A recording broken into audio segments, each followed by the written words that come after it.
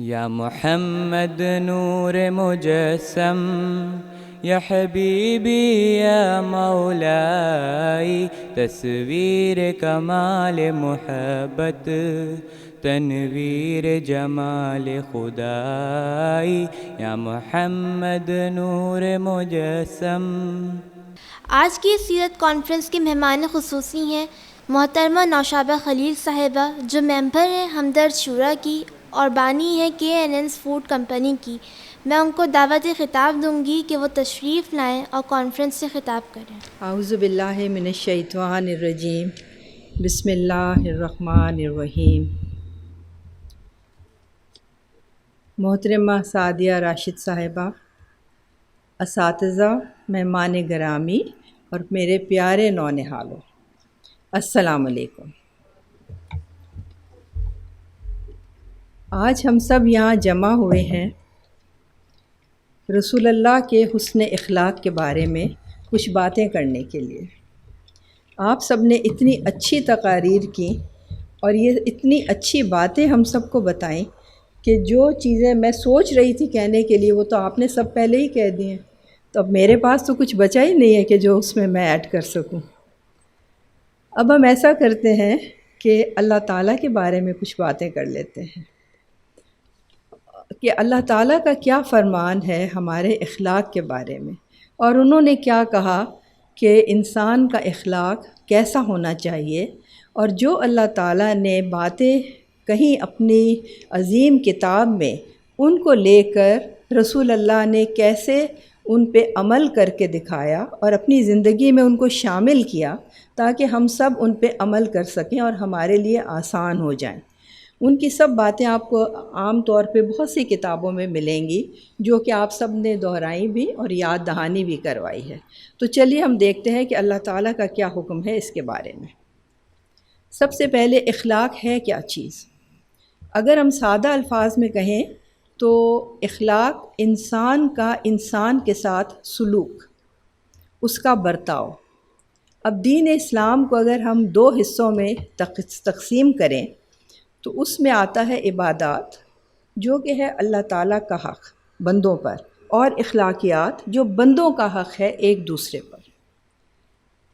عبادات تو وہ تعلق ہے جو انسان کا اپنے خالق حقیقی یعنی رب العالمین کے ساتھ ہوتا ہے، اور اس کا جواب تو ہم نے ہی اللہ تعالیٰ کو دینا ہے۔ لیکن اللہ کا بندہ ہونے کے ناطے ہم سب پہ کچھ فرائض بھی ہوتے ہیں جو کہ ہم نے پورے کرنے ہوتے ہیں، اور فرض وہ چیزیں ہیں، لیکن اللہ تعالیٰ نے ان سب چیزوں کو چند آیتوں میں سمو کر اور ہمیں بتا دیا، اور قرآن میں کئی جگہ پر اس کا ذکر ہے۔ تو میں کوٹ کرتی ہوں اپنے سادہ الفاظ میں کون کون سی صورت میں یہ سب چیزیں بتائی گئی ہیں۔ کلمہ توحید پڑھنے کے بعد اسلام کی عمارت جو ہے نا، وہ ہے کھڑی ہوئی نماز، روزہ، حج، زکوٰۃ اور جہاد پر۔ اب یہ جو 5 پلرز ہیں اسلام کے، ان کے اوپر اسلام کی پوری عمارت کھڑی ہوئی ہے۔ اب ان کو ہم نے اللہ تعالیٰ نے کیسے بتایا کہ اس عمارت کو ہم نے لے کر آگے چلنا کیسے ہے؟ تو نماز جو ہے وہ کہ ہمیں کیا سکھاتی ہے؟ وہ ہمیں عاجزی سکھاتی ہے، جھکنا سکھاتی ہے، اور یہ اللہ کی ذات کے آگے جھکنا جو ہے یہ انسان کے اندر ایک عاجزی کا عنصر پیدا کرتا ہے، اور وہ جو انسان عاجز ہوتا ہے اللہ تعالیٰ کہتے ہیں کہ وہ میرے بہت قریب ہوتا ہے۔ یہ غرور کا اپوزٹ بھی ہوتا ہے۔ تو یاد رکھیے گا کہ نماز جو ہے وہ ہم اس لیے پڑھتے ہیں کہ اللہ تعالیٰ ہمیں عاجزی سکھاتا ہے۔ پھر روزے کی روح کیا ہے؟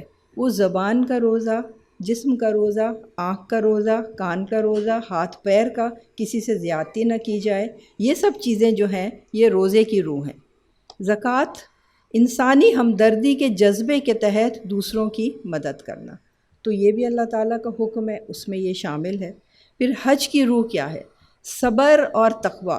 کتنا رش ہوتا ہے، کتنی گرمی ہوتی ہے، لیکن پھر بھی وہاں پہ صبر کا مظاہرہ کرنا ہوتا ہے تاکہ کسی کے ساتھ کوئی جھگڑا نہ ہو، کسی ارکان کے اندر کوئی غلطی نہ ہو جائے ہمارے سے کہ جس سے ہمارے حج کی روح جو ہے وہی مجروح ہو کے رہ جائے۔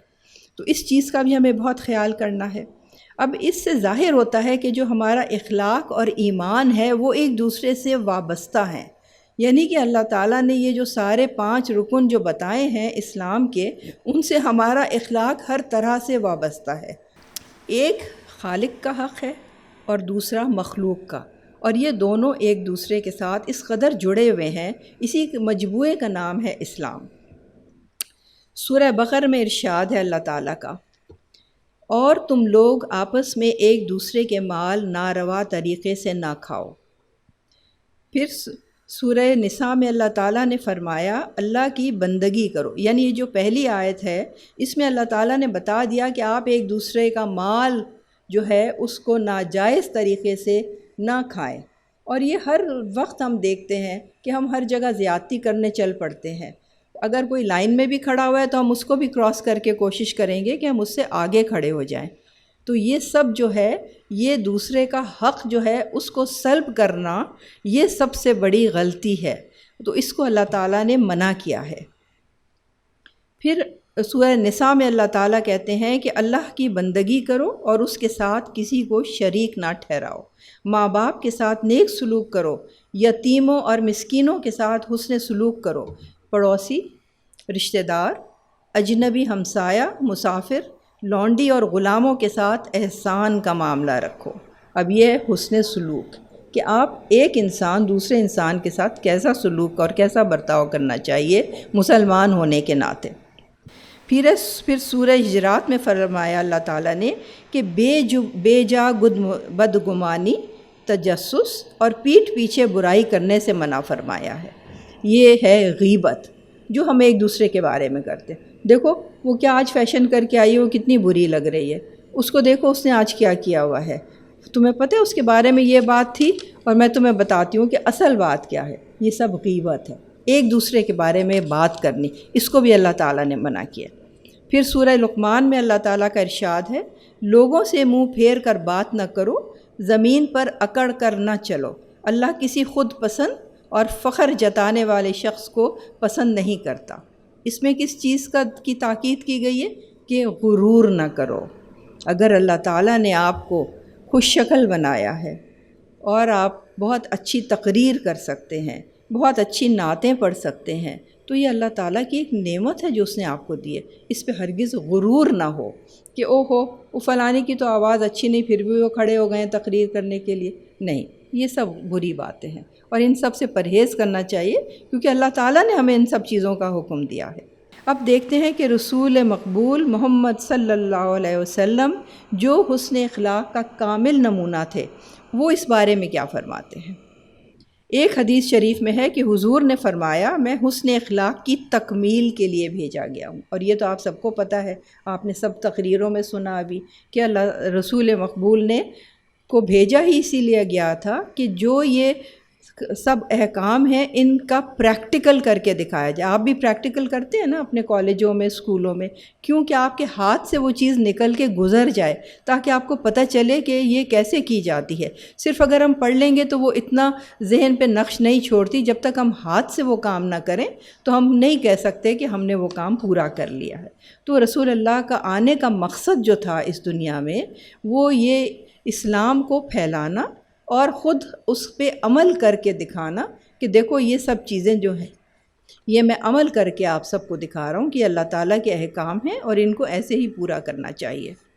تو آج سے آپ لوگ یہ تہیہ کر لیں میرے پیارے بچوں، سب تہیہ کر لیں کہ آج کے بعد ہم نے نہ کسی کو برا بھلا کہنا ہے، نہ کبھی گالی گلوچ کرنی ہے، جو مرضی ہم یہ سنتے رہیں کہ فلاں نے یہ کیا اس نے یہ کیا، صبر کا مظاہرہ کرنا ہے اور کوئی ایسی بات نہیں کرنے جس سے کسی کی دل آزاری ہو جائے۔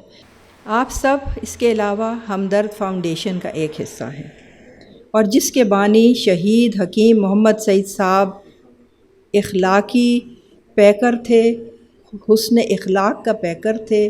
ان کا ایک ایک لفظ کہا ہوا سنہری الفاظ میں لکھا جانے والا ہے۔ انہوں نے صبر کے ساتھ اپنی پوری زندگی گزار دی اور ایک جہاد کیا۔ آپ گھر میں بھی بیٹھ کے جہاد کر سکتے ہیں، اور حکیم صاحب نے ایک جہاد کیا جس کے ذریعے آج آپ آرام سے سکون سے اس جگہ پر بیٹھے ہوئے تعلیم حاصل کر رہے ہیں۔ یہ پودے انہی کے لگائے ہوئے ہیں اور ان کے لیے آپ کو بہت زیادہ شکر گزار ہونا چاہیے۔ اور شکر گزاری کا کیا طریقہ ہے؟ تھینک یو تو آپ ان کو کہہ نہیں سکتے، آپ اپنے عمل سے کر کے دکھائیے کہ دیکھیں ہم کتنے اچھے بچے بنے ہیں اور ہم کتنا اچھا آپ کا نام روشن کر رہے ہیں۔ اللہ تعالیٰ آپ سب کو توفیق دے کہ آپ اس ادارے کا بھی نام روشن کریں اور آپ اپنے آپ کو بھی آگے بڑھائیں اور کامیاب ہوں زندگی میں۔ اللہ تعالیٰ آپ کا حامی اور ناصر ہو۔ شکریہ۔ بہت شکریہ۔ اب باری ہے رسم بسم اللہ کی، اور بسم اللہ پڑھنے کی سعادت حاصل کریں گی سیدہ حورین ارسلان صاحبہ۔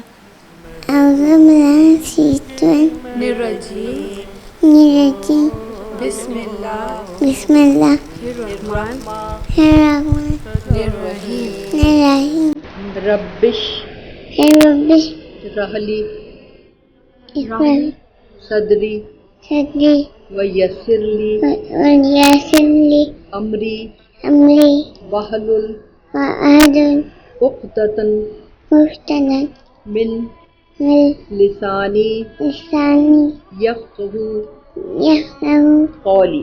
قولی۔ رب رب زدنی زدنی علما۔ علما۔ شاباش، بہت پیاری۔ اب آپ نہیں پڑھ نہیں پائے گی، ہوگی نا الحمدللہ۔ اچھا، اب آپ مٹھائی کھائیں، پھر ہم دعا کر لیتے ہیں آپ کے لیے۔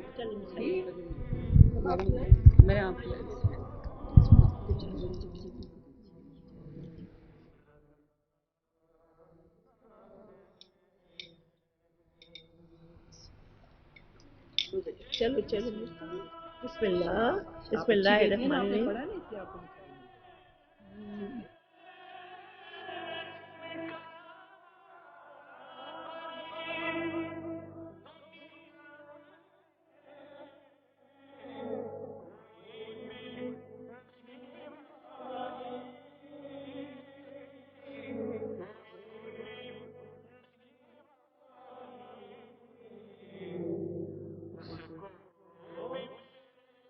آمین۔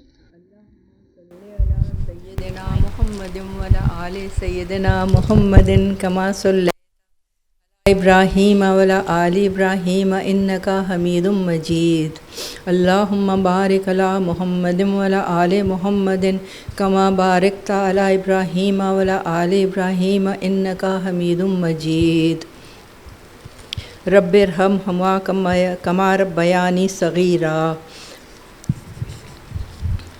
اللہم انی اعوذ بک من الغمرات الموت و سکرات الموت، ان صلاتی و نسکی و محیایا و مماتی للہ رب العالمین۔